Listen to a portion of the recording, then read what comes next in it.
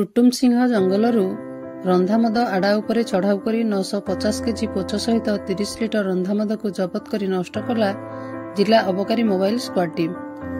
ଆଜି ସନ୍ଧ୍ୟା 6ଟା ସମୟରେ ଜିଲ୍ଲା ଅବକାରୀ ବିଭାଗ ପକ୍ଷରୁ ମିଳିଥିବା ସୂଚନା ଅନୁସାରେ ଜିଲ୍ଲା ଅବକାରୀ ମୋବାଇଲ ସ୍କ୍ୱାଡ୍ର ସବ୍ ଇନ୍ସପେକ୍ଟର ସତ୍ୟନାରାୟଣ ପ୍ରଧାନଙ୍କ ନେତୃତ୍ୱରେ ଏକ ଟିମ୍ ବୌଦ୍ଧ ଥାନା ଅନ୍ତର୍ଗତ ଟୁଟୁମସିଂହ ଜଙ୍ଗଲରେ ବେଆଇନ ଭାବରେ ଦେଶୀ ମଦ ରନ୍ଧାଯାଉଥିବା ଆଡ଼ା ଉପରେ ଆଜି ସକାଳ 9ଟା 16 ମିନିଟ୍ ସମୟରେ ଚଢ଼ାଉ କରିଛନ୍ତି।